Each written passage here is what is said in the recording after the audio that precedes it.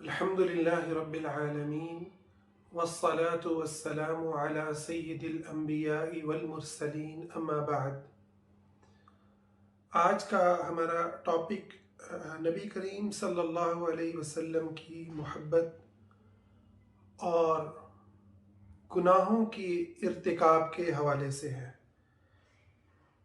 ایک بنیادی سوال ہم نے رکھا ہے کہ کیا ایک شخص کے دل میں آپ صلی اللہ علیہ وسلم کی محبت اور گناہوں کی چاہت، یا یوں کہہ لیں کہ ایک انسان میں نبی صلی اللہ علیہ وسلم کی محبت اور گناہوں کا ارتکاب جمع ہو سکتا ہے؟ یہ بنیادی سوال ایک بہت بڑے کلچرل ایشوز اور بہت سے نفسیاتی جو اس وقت اسلامی دعوت کو مسائل درپیش ہیں، یہ سوال ان کا جواب دینے کے لیے ہم نے کیا ہے۔ واقعہ یہ ہے کہ نبی صلی اللہ علیہ وسلم کی محبت ایمان کا وہ بنیادی جز ہے جس کے بغیر انسان مسلمان نہیں ہو سکتا۔ آپ پر ایمان میں یہ بات شامل ہے کہ آپ سے محبت کی جائے، آپ صلی اللہ علیہ وسلم سے دل میں شدید انس، الفت اور محبت کے جذبات رکھے جائیں۔ یہ ایمان کی بنیاد ہے، ایمان کی اساس ہے۔ چنانچہ ہم جانتے ہیں کہ منافقین جو ہیں وہ اس وجہ سے کافر تھے آخرت کے اندر، اس وجہ سے وہ جہنم کے آخری درجوں میں ہوں گے کہ وہ نبی صلی اللہ علیہ وسلم کی محبت سے محروم تھے۔ وہ آپ صلی اللہ علیہ وسلم پر ایمان سے محروم تھے۔ بظاہر ان کی زبانیں اس محبت کا اقرار کرتی تھیں،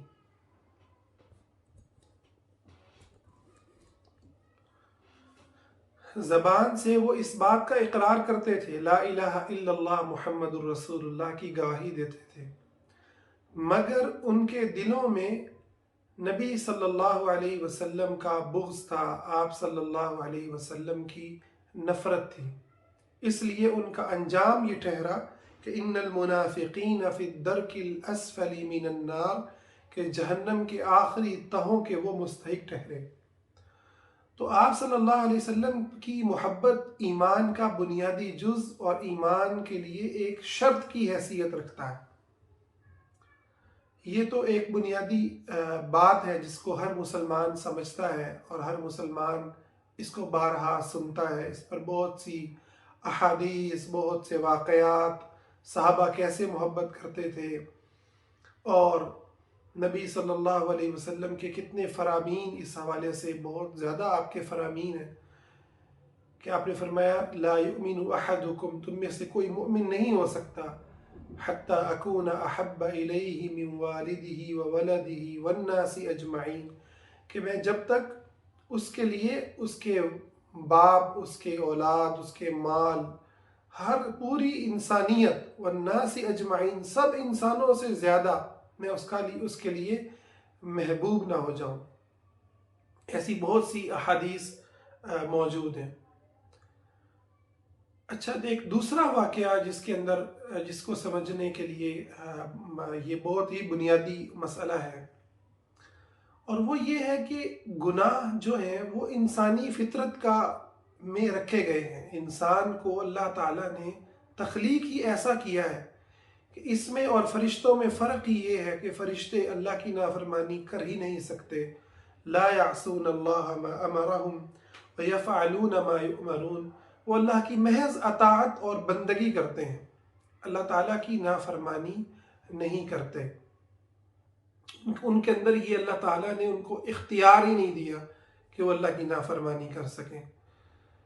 وہ ان کو پیدا ہی اس لیے کیا گیا ہے کہ وہ محض اللہ تعالیٰ کی بندگی کریں، اور ایسی بندگی کہ جس میں نافرمانی نہ ہو۔ پیدا تو انسان کو بھی اللہ نے اپنی بندگی کے لیے ہی کیا ہے، وَمَا خَلَقْتُ الْجِنَّ وَالْإِنسَ إِلَّا لِيَعْبُدُونَ، لیکن انسان کی فطرت میں یہ رکھا گیا ہے کہ اس سے گناہ ہوں گے. کل بنی آدم خطا، سب کے سب بنی آدم خطا کار ہیں، خطا میں واقع ہونے والے ہیں. اور فرمایا کہ خیر الخطاؤن التوابون، بہترین جو خطا کار ہیں وہ ہیں جو توبہ کرتے ہیں، جو استغفار کرتے ہیں. تو اب ہمارے یہاں ایک بہت بڑا مسئلہ ہے کہ اللہ تعالیٰ کی طرف جو لوگ دعوت دے رہے ہیں، اللہ کے نبی صلی اللہ علیہ وسلم کی محبت کی طرف لوگوں کو بلا رہے ہیں، وہ ایک انتہا کا شکار ہو جاتے ہیں، اور وہ لوگوں کو اس طریقے سے آپ صلی اللہ علیہ وسلم کی محبت سے جوڑنا چاہتے ہیں کہ گناہ کے پائے جانے کا امکان تک ختم کر دیتے ہیں. یعنی آپ کی جب محبت کو بیان کرتے ہیں تو اس انداز میں بیان کرتے ہیں کہ اب گناہ ہو گیا تو سمجھو یہ محبت تو پھر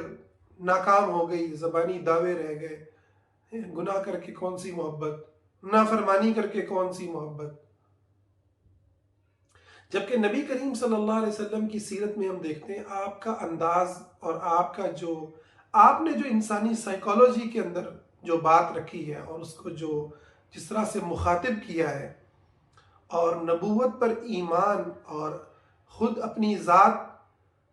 حضور کی ذات پر ایمان، اس کو جس طرح سے انسان کے ذہن کے اندر رکھا ہے، اس انسان کہ جو حضور کے سامنے موجود ہے، حضور کے زمانے میں ہے اور وحی کو اترتا دیکھتا ہے، آپ نے جس انداز میں اس کو مخاطب کیا ہے وہ بالکل مختلف ہے. آپ صلی اللہ علیہ وسلم کے اس صحابی کا واقعہ بہت معروف ہے کہ جو شراب پیتے اور ان کو لایا جاتا، ان پر حد قائم ہوتی. کئی دفعہ جب ایسا ہوا تو ایک صحابی نے ان پر لعنت کی، اور شراب ویسے بھی ایک ایسا گناہ ہے جس پر لعنت کی گئی ہے حضور کی زبان سے. تو حضور نے فرمایا لعنت مت کرو. آگے کیا کہا؟ یہ اللہ اور اس کے رسول سے محبت کرتا ہے. کس موقع پر کہا؟ کہ جب وہ گناہ کر کے لایا گیا ہے، فرمایا یہ اللہ اور اس کے رسول سے محبت کرتا ہے. تو پتہ چلا کہ اللہ اور اس کے رسول کی محبت وہ گناہ کے ساتھ جمع ہوتی ہے. اچھا، حضور علیہ السلام کی جو محبت ہے، اس سے بھی ایک بنیادی سٹیپ، بلکہ اس کا اصل، اس کی جو جڑ اور بنیاد ہے وہ اللہ رب العزت کی محبت ہے. آپ اندازہ کریں کہ اللہ تعالیٰ نے اپنی محبت کے اندر اس چیز کو رکھا ہی نہیں ہے، سرے سے رکھا ہی نہیں ہے کہ تم گناہ نہ کرو، تمہاری خواہشات تمہیں میری نافرمانی کے اندر واقع نہ کریں. یہ آپ کو بات کتاب و سنت میں کہیں بھی نظر نہیں آئے گی، بلکہ اس کے آپ کو الٹ حضور کی باتیں نظر آئیں گی، اللہ کی باتیں نظر آئیں گی کہ جہاں اللہ تعالیٰ بجائے اس کے کہ گناہ کے امکان کو ختم کرے، اللہ رب العزت انسان کو توبہ کی دعوت دیتا ہے. اللہ کو اصل میں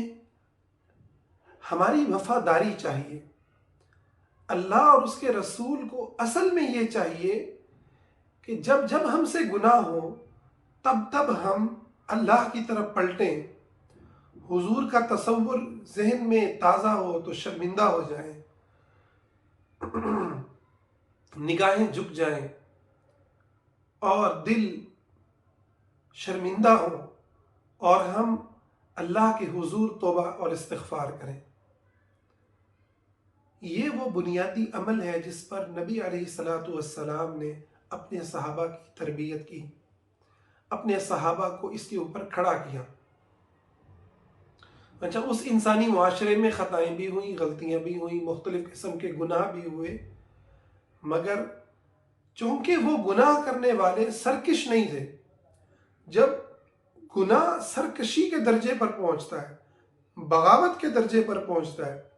اس صورت میں وہ ایمان کے بالکل اپوزٹ ہو جاتا ہے، ایمان سے ٹکرا جاتا ہے، یا سرکشی ہوگی یا اللہ رسول کی محبت ہوگی۔ اور آپ دیکھیں وہ اقوام پائی گئیں، قوم لوط جنہوں نے ایک گناہ کو حلال کیا، اس پر سرکشی اور بغاوت پر اترے۔ اسی طرح سے قوم شعیب جنہوں نے ناپ تول میں کمی کو حلال کیا، اس پر سرکشی اور بغاوت پر اترے۔ اور آج کا مغرب جو بہت سے گناہوں کو حلال کیے ہوئے ہیں، ان کو قانونی حیثیت دیے ہوئے ہیں، اس پر اپنے آپ کو مجرم نہیں سمجھتے، اپنے آپ کو گناہگار نہیں سمجھتے، خدا کے سامنے جواب دہ نہیں سمجھتے، بلکہ سمجھتے ہیں کہ یہ ہمارا حق ہے، ہم آزادی رائے کا حق رکھتے ہیں، ہم جیسے چاہیں زندگی گزاریں، یہ ہمارا حق ہے۔ تو یہ جو سرکشی ہے، آپ دیکھیں یہ مسلم معاشروں کے اندر نہیں پائی جاتی۔ الحمدللہ مسلمان کتنا ہی گناہگار کیوں نہ ہو، وہ یہی سمجھتا ہے کہ مجھے اللہ اور اس کے رسول کی اطاعت کرنی ہے، مجھے اللہ اور اس کے رسول کی بات کو ماننا چاہیے، میرے سے غلطی ہو رہی ہے، میں خطا کار ہوں۔ اگر کہیں پر کسی میں یہ بیماری پائی جاتی ہے تو اس کو ضرور ہمیں ڈرانا چاہیے، اور اس کو ڈرنا چاہیے کہ اگر کسی نے گناہوں کو حلال کر لیا، گناہوں کو اتنا ہلکا سمجھ لیا کہ اس پر اس کی پشیمانی ختم ہو گئی، اللہ کی طرف پلٹنا ختم ہو گیا، گناہوں کو ایسی عادت بنا لیا کہ پھر اللہ سے توبہ اور استغفار کو بند کر دیا، اور آہستہ آہستہ آہستہ اسے حلال کرنے کی طرف بڑھنے لگا، تو یہ بڑا ہی خطرناک معاملہ ہے۔ یہ پھر وہ جرم ہے جس کے نتیجے میں پھر اللہ اور اس کے رسول کی محبت کا دعویٰ کوئی حیثیت نہیں رکھتا۔ لیکن اللہ کا شکر ہے کہ ہمارے معاشرے میں اب بھی بہت بڑی خیر موجود ہے۔ معاشرے کے مسلمانوں کی اکثریت، چاہے وہ نماز نہیں پڑھ رہی، چاہے وہ نماز مساجد کے اندر نہیں آ رہی، اور بہت سارے گناہوں میں واقع ہے، مگر ایسا نہیں ہے کہ وہ یہ سمجھتی ہے مغرب کی طرح کہ ہم آزاد ہیں، جو چاہیں کرتے پھریں، اللہ کو ہماری زندگی میں دخل اندازی دینے کا حق نہیں ہے، یا اس کے نبی کو ہماری زندگی میں دخل اندازی دینے کا حق نہیں ہے، یا اسلام ایسی چیز نہیں ہے کہ جس کی بنیاد پر ہم اپنی زندگی کو غلط یا صحیح قرار دیں۔ ایسا نہیں ہے۔ آج بھی ہمارے معاشرے کی اکثریت وہ اپنے گناہوں پر شرمندہ ہوتی ہے، اللہ اور اس کے رسول کی بات کو کے سامنے آتے ہی وہ پریشان ہوتے ہیں کہ ہمارا کیا بنے گا۔ اکثر آپ کو لوگ کہیں گے جی دعا فرمائیں، حضرت دعا فرمائیں، اللہ تعالیٰ مجھے سمجھ دے دے۔ تو ایک ایسے ماحول میں سمجھتا ہوں کہ ہمارے جو دعوت دینے والے لوگ ہیں، ان کی یہ ایک بڑی کمزوری ہے کہ وہ آیات کہ جو کافروں کے بارے میں اتری ہیں، یا وہ لہجے کہ جو آپ کو سرکشی کرنے والے لوگوں کے ساتھ اپنانے ہیں، یا آپ کہہ لیں کہ وہ فتوے جو آپ کو خدا کے دشمنوں کے ساتھ اپنانے ہیں، ہم اسے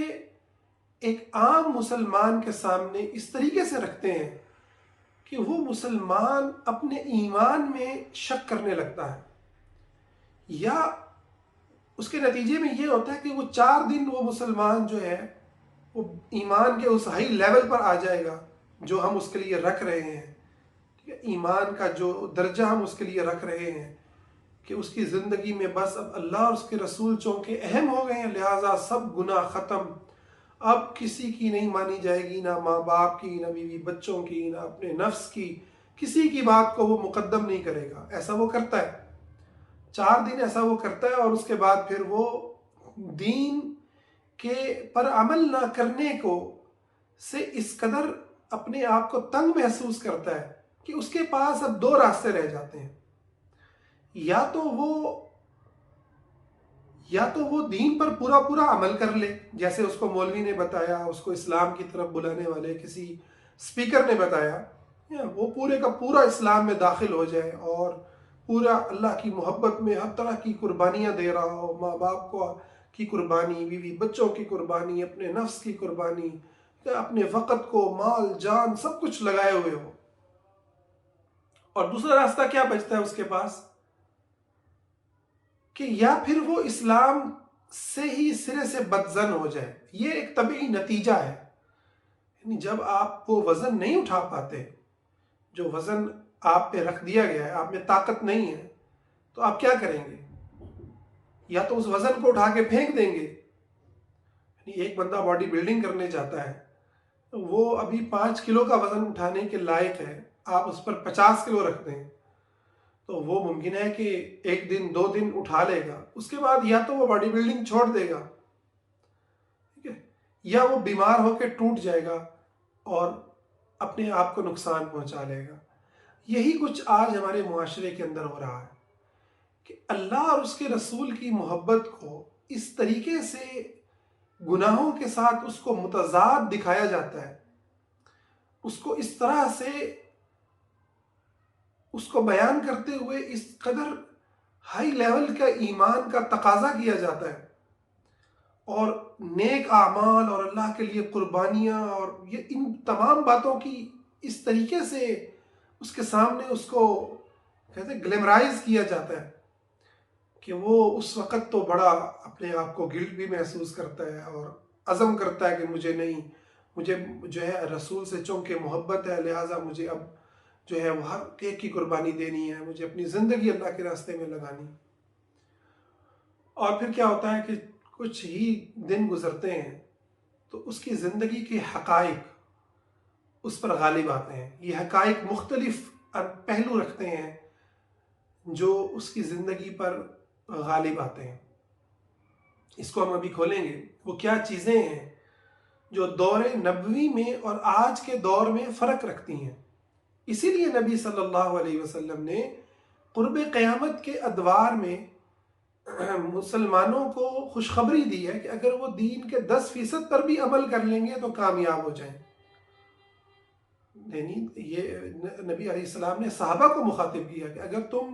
دین کے 10ویں حصے کو بھی آج چھوڑ دو تو تم ہلاک ہو جاؤ. کیونکہ صحابہ کے سامنے حضور کی ذات موجود ہے، آسمان سے اترتے جبریل امین موجود ہیں، وہ نظارہ کر رہے ہیں حضور علیہ الصلاۃ والسلام کا، فرشتوں کا، جنگ بدر میں کافروں کے قتل ہونے کا، خدا کی قدرتوں کے وہ نظارے ہیں ان کے سامنے. اور پھر اسلام کا نظام ہے، اور پھر وہ فطرت پر قائم کلچر ہے. فطرت پر قائم وہ کلچر ہے جو آپ کو اللہ رسول کی اطاعت کے اندر آپ کی مدد کرنے والا ہے، مددگار ہے، آپ کا ساتھی ہے. تو ایسے حالات میں نیکی کے 10ویں حصے کو بھی چھوڑنا اس کو ہلاکت انگیز قرار دیا گیا. اچھا، حدیث کے لفظ ایگزیکٹ مفہوم یہی ہے، اور جو الفاظ ہیں وہ اس میں کمی بیشی ہو سکتی ہے، اللہ تعالیٰ مجھے معاف فرمائے. مفہوم یہی ہے، صحیح سند سے حدیث ہے. اچھا، قرب قیامت کیا ہوگا جو آج ہو رہا ہے، اور آج کے بعد کے زمانوں میں شاید یہ مزید کچھ عرصے میں بڑھ جائے یا کم ہو جائے، یہ ممکن ہے کہ آپ دیکھیں کہ نہ فطرت پر قائم زندگی ہے، غذائیں وہ نہیں ہیں، جسم میں طاقت وہ نہیں ہے، اور کلچر وہ فطرت پر قائم نہیں ہے، اسلام کا کلچر نہیں ہے، اسلام کا نظام نہیں ہے، سیفٹی نہیں ہے، دفاع کرنے والا نہیں ہے، تعلق بنانے والے علماء نہیں ہیں، اور سب سے بڑھ کر حضور کی ذات نہیں ہے، آسمان سے اترتی وحی نہیں ہے. تو یہ ساری کی ساری باتیں ایک مسلمان کے لیے اس کے لیے عذر بنتی ہیں، کہ وہ زیادہ امکان ہے کہ وہ زیادہ گناہوں کے اندر واقع ہو. تو ایسے حالات میں اگر ہم اس طرح کا سٹینڈرڈ بنائیں گے، اس طرح کی تصویر کشی کریں گے حضور کی محبت کی یا ایمان کی، کہ جس نے جو ہے وہ اپنا سب کچھ نہیں لٹا دیا اور اپنی خواہشات کو قربان نہیں کر دیا، تو وہ تو ہلاک ہو گیا، اس کی تو زندگی تباہ ہو گئی. وہ تو حضور کی محبت کے دعوے میں جھوٹا ہے۔ اگر ہم یہ کچھ کریں گے تو اس کے نتیجے میں ممکن ہے کہ لوگ 4 دن دین کے ساتھ مخلص ہو کے چل لیں گے، 4 دن وہ وزن اٹھا لیں گے 50 کلو کا،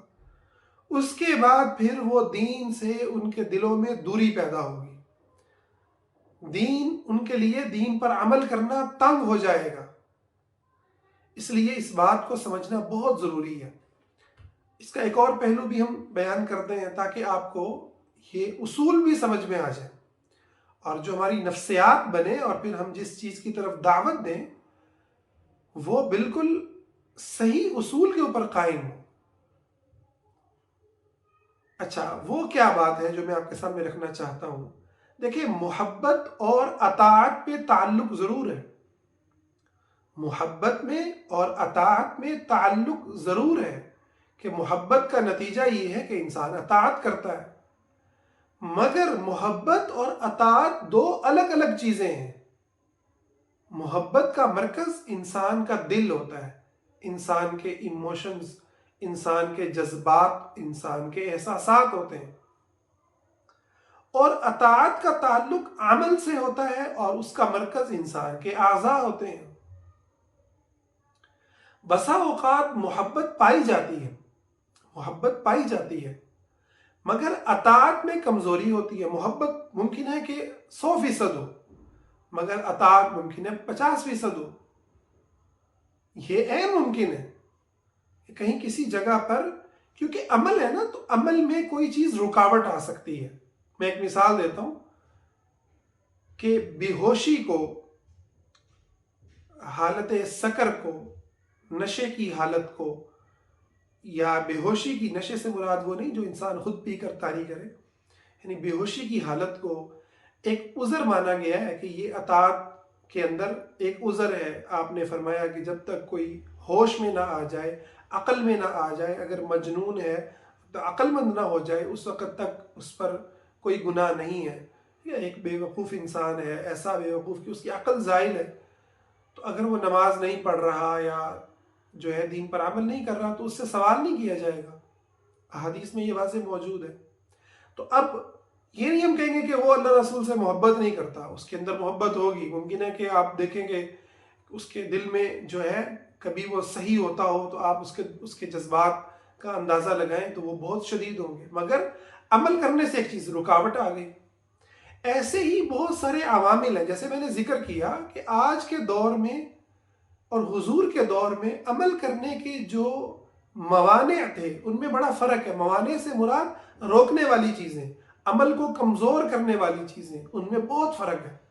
حضور کے زمانے میں عمل کو کمزور کرنے والی، عمل سے روکنے والی چیزیں جو تھیں وہ کم تھیں، اور آج کے زمانے میں وہ بہت زیادہ ہیں۔ اس حوالے سے ایک بڑی پیاری حدیث ہے، اس کو شیخ البانی رحمہ اللہ نے ذکر کیا، میں چاہتا ہوں آپ کو وہ سناؤں۔ اس حدیث میں حضور علیہ السلام اور آج کے زمانے کے درمیان جو ہے وہ فرق بیان کیا گیا ہے، اور سلسلہ صحیحہ کی یہ حدیث ہے۔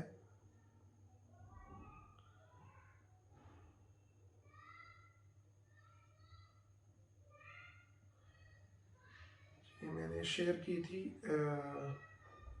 فیس بک پر، میں چاہتا ہوں کہ آپ کو الفاظ اس کے سناؤں۔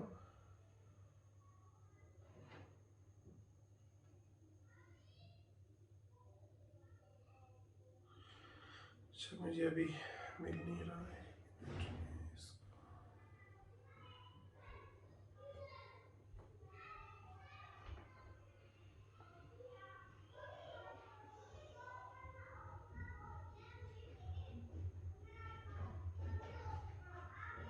ہاں، نبی کریم صلی اللہ علیہ وسلم نے فرمایا، تم ایسے زمانے میں ہو جس میں فقہا زیادہ ہیں، یعنی سمجھ بوجھ والے لوگ زیادہ ہیں، خطبا کم ہیں، سوال کرنے والے کم اور دینے والے زیادہ ہیں۔ اس وقت عمل علم سے بہتر ہے، اور ان قریب ایک ایسا زمانہ آئے گا جس میں فقہا کم ہوں گے، سمجھنے والے کم ہوں گے، خطبا زیادہ ہوں گے، بات کرنے والے زیادہ ہوں گے، سوال کرنے والے زیادہ ہوں گے اور دینے والے کم ہوں گے۔ اس وقت علم عمل سے زیادہ بہتر ہوگا۔ اس حدیث سے مقصد کیا ہے اس کو پیش کرنے کا؟ مقصد یہ ہے کہ حضور کے زمانے میں اور ہمارے زمانے میں بڑا فرق ہے۔ آج عمل سے روکنے والے جو عوامل ہیں وہ بہت طاقتور ہیں، اس لیے لوگوں کو زیادہ عذر جاتا ہے، یہ زیادہ عذر جاتا ہے کہ وہ اگر عمل کے اندر کمزور ہیں تو ان کے ایمان کو قبول کیا جائے، اللہ تعالیٰ کے ہاں ایمان قبول ہو، اس بات کے زیادہ امکانات ہیں، اور ان کو نبی علیہ السلام نے خود بیان فرمایا۔ تو اب اگر ہم لوگوں کو اس مشکل میں ڈال دیں گے کہ لوگوں کے سامنے ہم اسی سٹینڈرڈ کو اسی انداز میں رکھیں گے جو نبی علیہ السلام کے زمانے میں تھا، اور جبکہ نبی علیہ السلام ہمارے لیے وہ سٹینڈرڈ مقرر نہیں فرما رہے، آپ خود اس چیز کو بیان کر رہے ہیں، تو اس سے نتیجہ یہ نکلے گا کہ جو انسان اپنی ایک اس کی جو فطرتی زندگی ہے اس کے مطابق وہ عمل کے اندر تو نہیں آ پائے گا، البتہ گلٹ میں ضرور جائے گا، اور گلٹ میں جانے کے بعد وہ پھر دین سے تنگ پڑ جائے گا۔ اس لیے حضور علیہ السلام نے فرمایا کہ ان الدین یسر، دین جو ہے وہ آسان ہے۔ آپ ذرا آج کے اس ماحول میں اکثر اس بات کو بیان کرتا ہوں کہ کس طریقے سے ایک بچے کو ڈپریشن کا سامنا ہوتا ہے بڑوں کی طرف سے، ایک کالے رنگ والی خاتون یا مرد کو کس طریقے سے ٹارگٹ کیا جاتا ہے، ایک جو ہے وہ مطلب آپ 50 چیزیں دیکھیں کہ کیا یہاں ڈپریشن جو ہے وہ سوار ہے یہاں انسانوں کے اوپر، اس غیر فطری کلچر میں، غیر فطری معاشرت میں، غیر فطری ثقافت میں جو اسلام سے نہیں نکلی، کس انداز میں ڈپریشن کو پیدا کیا جاتا ہے، کس انداز میں دباؤ کو پیدا کیا جاتا ہے۔ تو میں یہ سمجھتا ہوں کہ اس ماحول میں ہمارے داعی کو، اللہ کی طرف بلانے والے کو، نبی علیہ السلام کی سیرت کی طرف بلانے والے کو اس دور میں خاص طور پر لوگوں کے لیے ہمدرد ہونا چاہیے، لوگوں کے زخموں پہ مرہم رکھنے والا ہونا چاہیے، اور دین اسلام کو وہ اس انداز میں پیش کریں کہ لوگ اللہ کے دین سے محبت کریں، اللہ کے دین سے تنگ نہ پڑے۔ اور بتاؤں ہوتا کیا ہے، بیان کرنے والا تو بڑے ہائی لیول کے واقعات سنا رہا ہوتا ہے، ایسے میں نے بہت دیکھا ہے۔ آپ خطبات جمعہ میں دیکھیں اور موٹیویشنل سپیکرز کو سنیں، وہ آپ کو جو ہے نا ایسی تفصیل سنائیں گے کہ پیسے کی ایسی مذمت کریں گے، پیسہ بالکل فضول چیز ہے، اچھا ہر گناہ کے اوپر آپ کو جو ہے نا وہ رگڑیں گے کہ جی بالکل جو ہے نا سب کے سب گناہ یہ تو ہلاکت انگیز ہیں، مختلف انداز میں آپ کو یہ ملے گا۔ لیکن آپ اسی عالم کی، اسی موٹیویشنل سپیکر کی، اسی صاحب کی، داعی کی آپ جب زندگی کو دیکھیں گے، جب وہ سٹیج سے اترتا ہے، جب وہ مائک سے ہٹتا ہے، تو اس کی زندگی میں آپ کو 50 خامیاں نظر آنا شروع ہو جاتی ہیں۔ تو اس سے کیا ہوتا ہے کہ ایک عام آدمی وہ بدظن ہوتا ہے، وہ عالم سے بھی بدظن ہوتا ہے، حالانکہ عالم کی بات قرآن اور حدیث ہی ہوتی ہے، پیش وہ قرآن اور حدیث ہی کر رہا ہے، لیکن اس انداز میں کر رہا ہے کہ لوگوں کو اللہ اور اس کے رسول اور قرآن اور حدیث سمجھانے کی بجائے لوگوں کو قرآن اور حدیث سے دور کرنے کا سبب بن رہا ہے، ان کے لیے اس لیول کی باتیں کر رہے ہیں جو خود اللہ رسول نے بھی نہیں کی، یعنی آیت اور حدیث پڑھ کر اصول وہ نکال رہے ہیں جو اللہ رسول نے بیان نہیں کیے۔ اللہ رسول نے کہیں یہ نہیں کہا کہ آپ سے گناہ نہیں ہونے چاہیے، ٹھیک ہے، آپ سے گناہ نہیں ہو سکتے، یہ ضرور کہا ہے گناہ سے بچو، لیکن کون سے گناہ؟ ان تجتنبوا کبائر ما تنہون عنہ، خود اللہ نے کتنی رحمت فرمائی ہے کہ کبیرہ گناہ اور صغیرہ گناہ میں فرق کیا ہے، اللہ فرق کر رہا ہے نا۔ تو آج کون ہوتا ہے کہ جو ہے لوگوں کو سمجھانے کے لیے سارے گناہوں کو ایک درجے کے اندر کر دے؟ یہ انداز درست نہیں ہے۔ اسی طرح سے ایک اور پہلو جو میں آپ کے سامنے چاہوں گا کہ اس کو رکھا جائے، وہ ہے بدعت کے حوالے سے۔ بدعات کے حوالے سے ہمارے یہاں یعنی دور نبوت سے آپ دیکھیں، جو ہم دور ہوئے ہیں ویسے ویسے مسلمانوں کے اندر بہت سی کمزوریاں آئی ہیں، بہت سی بدعات بھی آئی ہیں، بدعات کے اوپر شدید رد عمل بھی اپنایا ہے، اور جو بدعات کرتے ہیں، دین میں نیا کام ایجاد کرتے ہیں، ان کے ساتھ بھی ہمارے ائمہ نے شدید رد عمل بھی اپنایا ہے۔ لیکن ایسا نہیں ہے کہ سب بدعات کرنے والوں کے ساتھ ایک طرح کا رویہ اپنایا ہو، بلکہ فرق کیا۔ کچھ بدعات ہیں جو انسان کو کفر میں لے جاتی ہیں، کچھ انسان کو محض گناہ گار کرتی ہیں، کچھ بدعات ہوتی ہیں جن کے پیچھے کوئی نہ کوئی اصل ہوتی ہے، ٹھیک ہے، وہ اس سے کچھ چیز الگ سے نکال لی، قرآن خوانی ہے یا اور چیزیں ہیں۔ قرآن پڑھنا تو دین کے اندر مطلوب ہے، اب اس کی خاص شکل بنا لی، ٹھیک ہے نا، کہ سارے لوگ اکٹھے ہو جائیں اور ایک ایک سپارہ جو ہے پکڑ لیں، اور سمجھ آ رہا ہے نہیں آ رہا، بس ایک قرآن پورا ختم کرنا ہے، ٹھیک ہے، یہ اس کا ایک اور درجہ ہے۔ بعض بدعات ہیں جن کی کوئی دلیل ہی نہیں ہوتی، جن کی کوئی بنیاد ہی نہیں ہوتی، ہے نا، کوئی اصل ہی نہیں ہوتی، اس کا اور حکم ہے۔ پھر ایک ہے کہ جو بدعت کو پر ڈٹ گیا ہے، اکڑ گیا ہے، آپ اس کو سمجھاتے ہیں وہ نہیں سمجھ رہا، انکار کر رہا ہے، اس کے پاس کوئی دلیل شبہ کچھ بھی نہیں ہے، بس خواہش نفس ہے، اس کے ساتھ اور طرح سے رویہ ہے۔ ایک بندے کے پاس وہ آپ کو دلائل دینا شروع کر دیتا ہے کہ ہمارے مولوی صاحب نے تو یہ دلیل دی تھی، وہ دلیل دی تھی، ٹھیک ہے، اس کے ذہن میں شبہات ہیں، سوالات ہیں، اشکالات ہیں، اس کے ساتھ اور رویہ ہے۔ اب ہم کیا کرتے ہیں کہ سنت کے دفاع کے نام پر وہ حدیث ساروں پہ فٹ کر دیتے ہیں کہ جی حضور کے حوض کوثر پر آئیں گے یہ لوگ، حضور فرمائیں گے سحقن سحقن لمن غیر بعدی، ان کو میرے سے دور کر دو، دور کر دو، ان پر لعنت ہو جنہوں نے میرے بعد دین کو بدل دیا۔ اب اس بنیاد پر سب کے اوپر ایک فتویٰ، یہ میں سمجھتا ہوں خوارج کا طریقہ ہے، یہ اسلام کے صحیح فالورز کا طریقہ یہ نہیں ہے، صحابہ کرام رضوان اللہ اجمعین کے منہج پہ چلنے والوں کا یہ طریقہ نہیں ہے۔ اللہ نے ہمیں عدل اور انصاف کرنے کا حکم دیا۔ تو یہ ساری باتیں ہماری سیکھنے کی ہیں، سمجھنے کی ہیں، اور اصل میرا اس میں موضوع یہ تھا کہ ایک بندہ کیا گناہ کے اندر واقع ہو سکتا ہے اور اس کے دل میں اللہ اور اس کے رسول کی محبت پائی جا سکتی ہے؟ بالکل پائی جا سکتی ہے۔ گناہوں کا پایا جانا اور اللہ اور اس کے رسول سے محبت کا پایا جانا ایک دل میں اکٹھا ہو سکتا ہے، ایک دل میں اکٹھا ہو سکتا ہے۔ اسی لیے قیامت کے دن اللہ تعالیٰ بہت سے ایسے لوگوں کو سیدھا جنت میں ڈال دے گا، اپنی رحمت سے معاف کر دے گا جو بہت سے گناہ لے کر کے آئے ہوں گے، اور بعض ایسے ہوں گے جو جہنم میں گریں گے، پھر جہنم سے نکال لیے جائیں گے، آخر جنت میں ڈال دیے جائیں گے۔ تو اس سے یہ پتہ چلا کہ یہ کہنا کہ اللہ کے نبی پر ایمان اور گناہ یہ اکٹھا ہی نہیں ہو سکتے، یا یہ نہ بھی کہیں، یا اس طرح کا تاثر دینا، یا اس چیز کو بہت زیادہ اس کو جو ہے نا گلیمرائز اس کو کرنا، اس کو لوگوں کے دماغوں کے اندر بہت زیادہ اس کو اٹھانا، میں سمجھتا ہوں یہ شاید پچھلے زمانوں میں جب اسلامی خلافت موجود تھی تب یہ فائدہ مند ہو سکتا تھا، کیونکہ گناہ کرنے کے اسباب کم تھے۔ آپ تھوڑا سا لوگوں کو ڈرائیں آخرت سے، گناہوں پر سختی کریں تو لوگ اللہ کی طرف آ جائیں۔ ابھی معاملہ بالکل مختلف ہے، ابھی گناہ اتنا آسان ہے کہ اللہ رحم فرمائے۔ تو گناہوں میں اب واقع لوگ کثرت سے ہوتے ہیں، ہم سب گناہ گار ہیں۔ تو اب ہمیں ضرورت اس چیز کی ہے کہ ہم اللہ سے امید کے چراغ کو جلائیں، تاکہ لوگ اللہ کی طرف پلٹیں، اسلام کے اندر اپنی پناہ سمجھیں، اللہ کی محبت میں، اس کے رسول کی محبت میں اپنے آپ کو محفوظ تصور کریں۔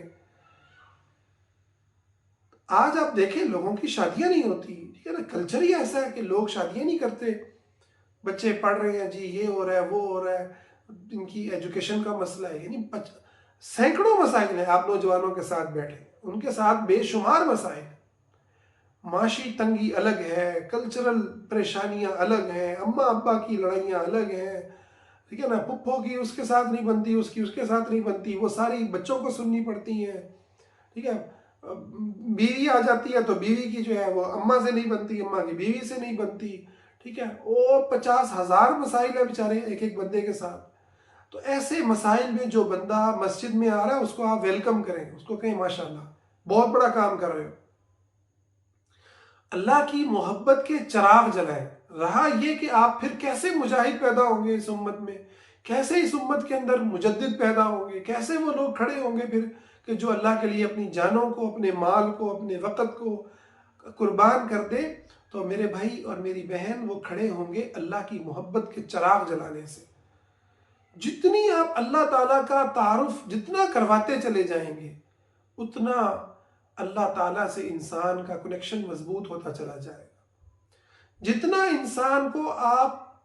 گلٹ میں ڈال کر اللہ تعالیٰ سے جوڑیں گے نا، اس کو مجبور کریں گے یا اس کو خوف میں ڈال کر اللہ سے جوڑیں گے، اس قدر آپ دیکھیں گے کہ وہ ایک وقتی طور پر جو ہے وہ کام کرنے والی چیز ہوگی۔ اس کا یہ مطلب نہیں ہے کہ آیات خوف کو مطلقاً بیان نہ کیا جائے، یا گناہوں کے برے اثرات کو مطلقاً بیان نہ کیا، نہیں، ایسا نہیں میں کہہ رہا۔ بسا اوقات خود انسان کو ضرورت ہوتی ہے، نفس ہے نا، شریر ہے، سرکشی پہ اترتا ہے۔ جب یہ جو ہی سرکشی پر اترے تو آپ موت کو یاد کریں، آپ آخرت کو یاد کریں، اللہ کی پکڑ کو یاد کریں، قرآن کی وہ آیات پڑھیں کہ جو آپ کو بتاتی ہیں کہ جہنم میں کیا ہوگا۔ آپ پھر صحابہ کے ان واقعات کو پڑھیں جو آپ کو بتاتے ہیں کہ ان کا ایمان کیسا تھا۔ لیکن یہ ایک مستقل انداز نہیں ہونا چاہیے، مستقل انداز نہیں ہونا چاہیے۔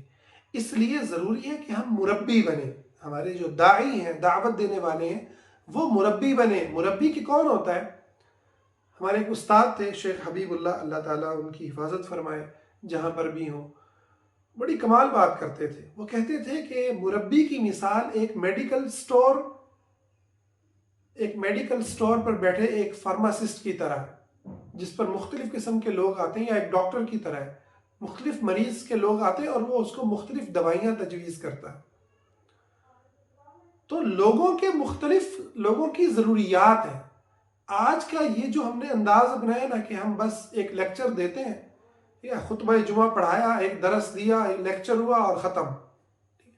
میں سمجھتا ہوں کہ یہ سب سے زیادہ غلط طریقہ ہے۔ آپ کا علماء سے، تربیت کرنے والوں سے تعلق ہونا چاہیے۔ آپ ان کے سامنے اپنا حال دل بیان کریں، اپنی کیفیات کو بیان کریں، وہ آپ کی کیفیات کے اعتبار سے آپ کو مشورہ دیں۔ اب نبی کریم صلی اللہ علیہ وسلم کے پاس کتنے لوگوں کے سوال آتے ہیں کہ کون سا عمل بہتر ہے۔ کسی کو آپ کہتے ہیں نماز وقت پہ پڑھنا، کسی کو کہتے ہیں والدین کی خدمت، کسی کو کچھ مختلف آپ نے باتیں فرمائی۔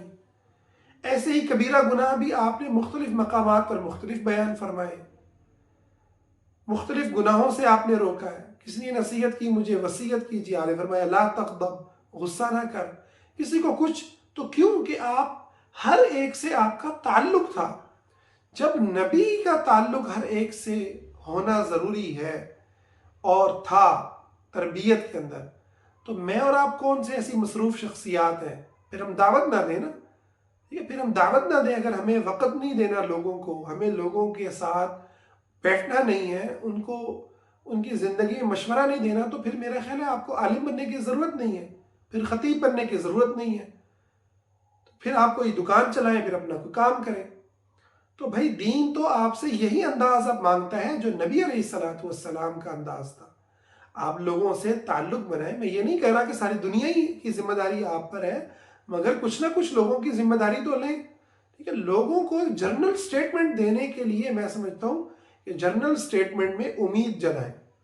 آپ دیکھیں معاشرے پر غالب پہلو یہ نہیں ہے کہ لوگ سرکش ہو گئے ہیں،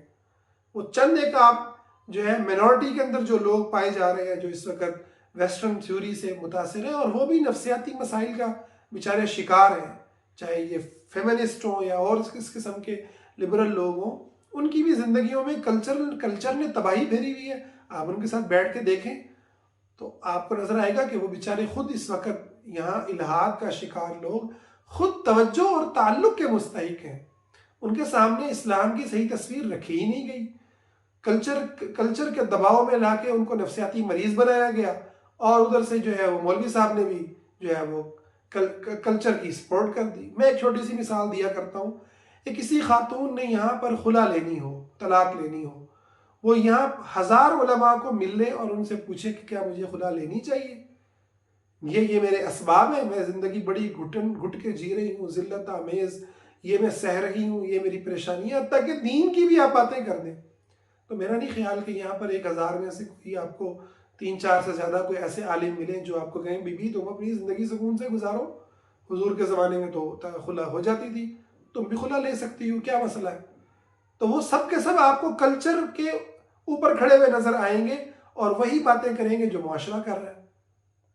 تباہ ہو جاؤ گی، یہ ہو جائے گا، وہ ہو جائے گا، رل جاؤ گی، بچے رل جائیں گے.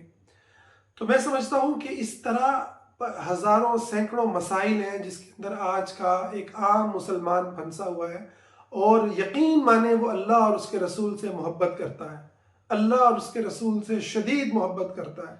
حضور کے نام پہ گردن کٹانے کو تیار ہے، اپنی جانیں قربان کرنے کو تیار ہے.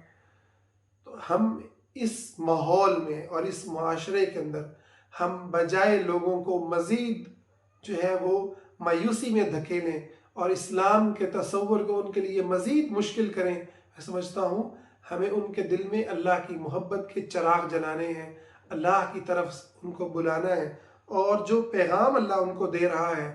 کہ اے میرے وہ بندو جو اپنی جانوں پہ ظلم کر بیٹھے ہو، لا تقنطوا من رحمت اللہ، اللہ کی رحمت سے نا امید نہ ہو، ان اللہ یغفر الذنوب جمیعا، اللہ سارے کے سارے گناہ معاف کر دیتا ہے. اسی طرح سے سورہ آل عمران کی میں نے آیت کی تفسیر پڑھی. سعودیہ کے ایک بہت بڑے شیخ ہیں، شیخ حاتم العونی، بہت کمال انہوں نے نکتہ اٹھایا.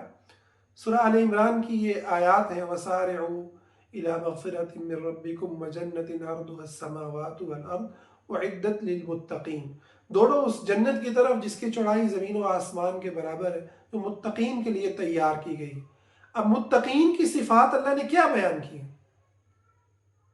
متقین کون ہیں؟ الذین ينفقون فی السراء والضراء والکاظمین الغیظ والعافین عن الناس واللہ یحب المحسنین. ان کی بتایا کہ وہ غصے کو پی جاتے ہیں، لوگوں کو معاف کرتے ہیں، سختی اور تنگی میں خرچ کرتے ہیں. آگے کیا فرمایا؟ فرمایا والذین اذا فعلوا فاحشۃ، جب وہ کسی فحاشی کا ارتکاب کر لیں، او ظلموا انفسہم، یا اپنی جانوں پہ ظلم کر بیٹھے، ذکر اللہ، تو وہ اللہ کو یاد کرتے ہیں، اللہ کو یاد کرتے ہیں، فاستغفروا لذنوبہم، اپنے گناہ کی معافی مانگتے ہیں، ومن یغفر الذنوب الا اللہ، اور گناہ کون معاف کرتا ہے اللہ کے سوا، ولم یصروا علی ما فعلوا وهم یعلمون، اور وہ پھر اصرار نہیں کرتے گناہ کے اوپر، مصر نہیں رہتے جبکہ وہ جانتے ہیں. اس کی تفسیر میں بڑی خوبصورت دو نکتے شیخ نے بیان کیے. ایک تو یہ کہا کہ اللہ نے متقین کا جو تصور کھینچا ہے نا، وہ یہ نہیں کھینچا کہ وہ گناہ کرتے ہی نہیں ہیں، کہا ان سے گناہ ہوتا ہے، فحاشی ان سے بھی ہو جاتی ہے، فحش کام، اور فحش کام میں زنا بھی آتا ہے، یہ ساری باتیں آتی ہیں، یہ فحاشی ہے نا، تو ان سے اس حد تک گناہ بھی ہو سکتے ہیں، اور اپنی جانوں پہ اس کے علاوہ بھی ظلم کر سکتے ہیں، کوئی اور گناہ بھی ہو سکتے ہیں، مطلق بات کہی. پھر کیا ان کی صفت کیا ہے کہ وہ اللہ کو یاد کرتے ہیں. گناہ ہو جائے تو یہ نہیں ہے کہ بس پھر مست اس کے اندر سرکشی میں بڑھتے ہی چلے گئے اور کہا کوئی مسئلہ ہی نہیں ہے، گناہ کیا ہے، اگلی زندگی کس نے دیکھی، یہ جہاں میٹھا اگلا جہاں کس نے دیکھا،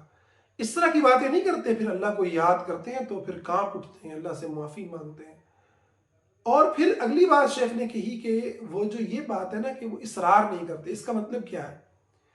اگر ہم باقی احادیث کے ساتھ اور آیات کے ساتھ جوڑیں تو اس کا مطلب یہ ہے کہ جب وہ معافی مانگتے ہیں تو سچے دل سے مانگتے ہیں. اس وقت ان کے دل میں ارادہ نہیں ہوتا کہ بس ٹھیک ہے اب معافی مانگ لی، اب دوبارہ پھر کر لیں گے، یہ نہیں ہوتا. وہ واقعتاً اللہ سے معافی مانگتے ہیں، وہ اللہ سے معافی مانگتے ہیں، اور پھر ان سے دوبارہ گناہ ہو سکتا ہے. اس کی دلیل وہ جو احادیث آپ کو سنائی، ایک بندہ گناہ کرتا ہے اور پھر اللہ سے معافی مانگتا ہے، اللہ اس کو معاف کر دیتا ہے، پھر گناہ کرتا ہے، پھر معافی مانگتا ہے، اللہ تعالیٰ کہتا ہے کہ یہ جانتا ہے اس کا ایک رب ہے جو گناہ پہ پکڑتا ہے اور معافی مانگنے پر معاف کرتا ہے. اللہ تعالیٰ کہتا ہے جا میں نے تجھے معاف کر دیا. تو یہ بڑی اہم بات ہے. تو ہم اپنے تصورات کو صحیح کریں، حضور کی محبت کے تصور کو، تقوی کے تصور کو ہم صحیح کریں. ہم سے گناہ ہوتے ہیں، ہوں گے، لیکن ہمیں پلٹنا ہے خدا کی طرف، خدا کو جاننا ہے، اس کے نبی علیہ الصلاۃ والسلام کی طرف پلٹنا ہے، ان کی محبت کی طرف پلٹنا ہے، اسلام کی نصرت کی طرف پلٹنا ہے، اور مایوسیوں میں نہیں پڑے رہنا